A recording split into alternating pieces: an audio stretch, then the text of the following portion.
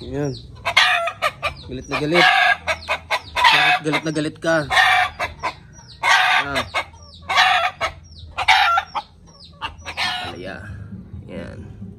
Tumutubo na. Ayan, hanggang doon yan. At yung gapangan niya, DIY lang yan mga kapogi. Ako lang gumawa. Good day mga kapogi. Ngayon papakita ko sa inyo yung dalawang inahin na darag na nabili ko ng isang araw. Balik kahapon dumating. Kinuha ko doon sa drop and go. Pinaship namin sa bus. Ayan. Ayan, pakita ko muna sa inyo yung amin tinanim na ampalaya. Ayan. Tumutubo na. Ayan, hanggang doon yan. At yung gapangan niya, DIY lang yan mga kapogi. Ako lang gumawa. Okay na yan, basta may magagapangan lang sila. Ayan. Ayan, pakita ko sa inyo yung ano. Pero meron din pala ako dito tinanim na kalabasa. Ayan, matataas na. Ayan. Mas magandang maraming tanim na gulay para meron tayong napipitas sa ating mga bakuran. Hindi na natin kailangan bumili-bili. Kalamansi. Marami siyang mamunga. Ayun. Ayun nga. Yung iba hinog na, hindi lang napipitas. Kahapon pala namitas ako dito. Pero marami pa rin. Ito pa yung isang puno. Ayan. Kahapon dito ko pinitas yung mga bunga, yung ibang mga hinog na. Diyan, sa taas. Marami siya.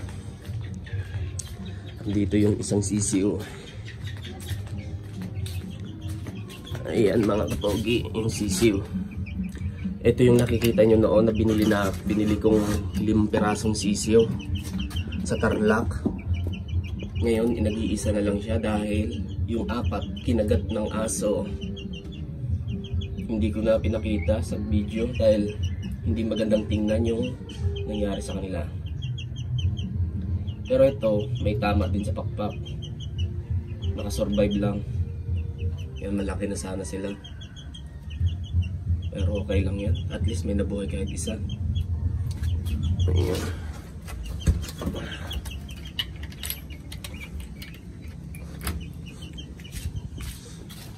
Andito yung binili kong inahin na darag na 2 piraso. Ayan yung kumagat sa mga sisiyo. Ayan o, yung Snow White. Kinagat niyan. Nakapasok siya dito sa loob ng kulungan na to. Pakita ko mga patayin na. Kaya ngayon may double lock na yung ilalim.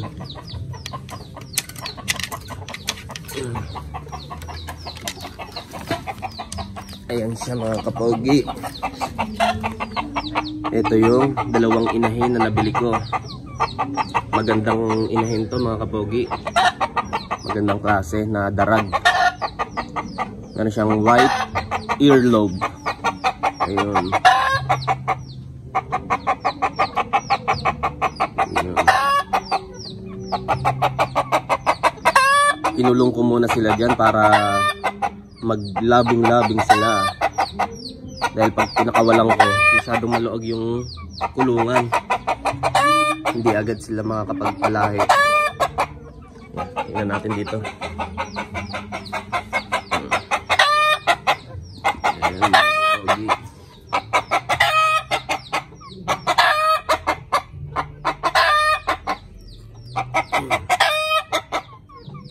Inuman na ng tubig yung inuman ah. At mga kapogi, yung nakikita nyo noon sa video na may yung inahin ko na naglilimlim na dosing itlog. Ayun, isa lang yung napisa. Ayun. Isa lang yung napisa sa dosing itlog. Hindi ko alam kung bakit nabulok.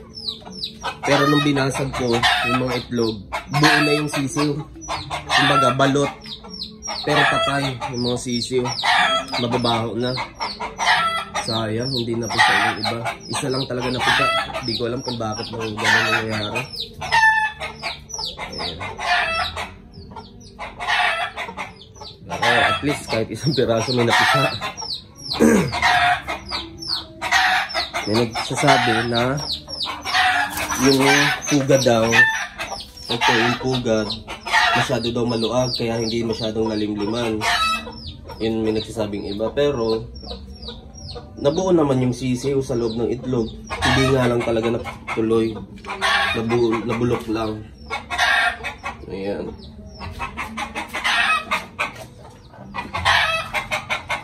Paubos na rin yung kapaka. Buhos ko na dyan.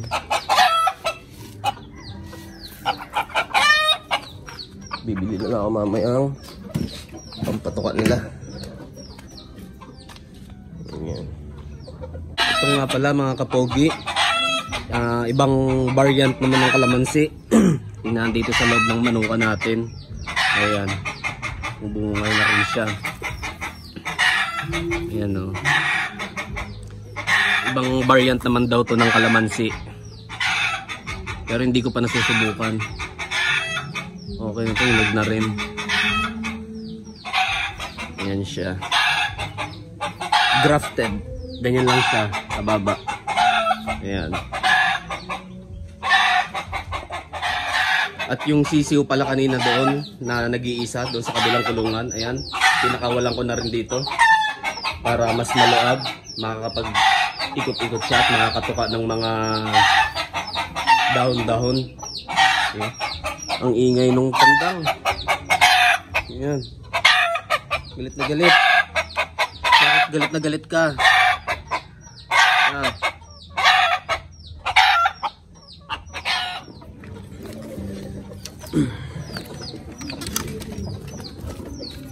Ilak ko muna. At update dito sa ating RTL building page mga kapogi.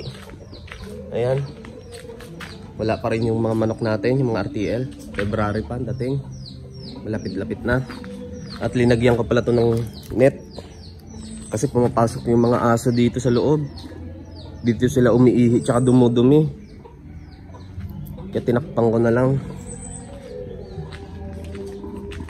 Ayan, karaoke ang aga-aga, karaoke. Tapos yung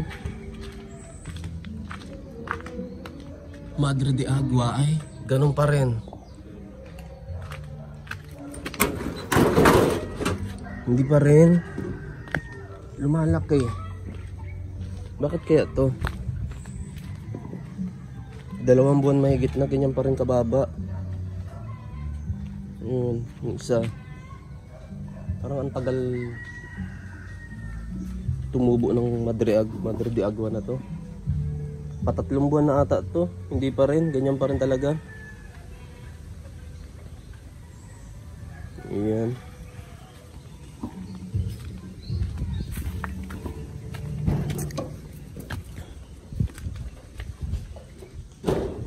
Ito mga kapogi, ang bala ko dito, papatibag ko yan, yung divider na yan.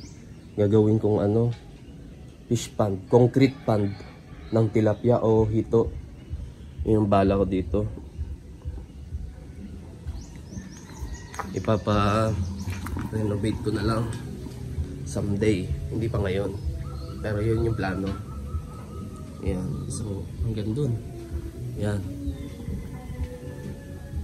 mga marami-rami din siguro ng tilapia ang pwede nating ilagay dito, lagaan. Kasi yan sa mga plano ko dito.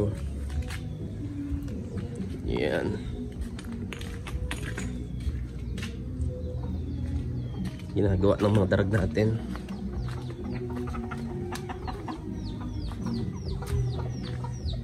Yan o. Ang gagandang darag. Inahin yung nakuha natin, nabili natin mga kapogi. Pure breed siya na darag mga kapogi. Tapos yung tandang pala, nabili ko rin yan kay ka-farmer ng Pampanga, Arayat, Pampanga. Nabili ko rin sa kanya yan.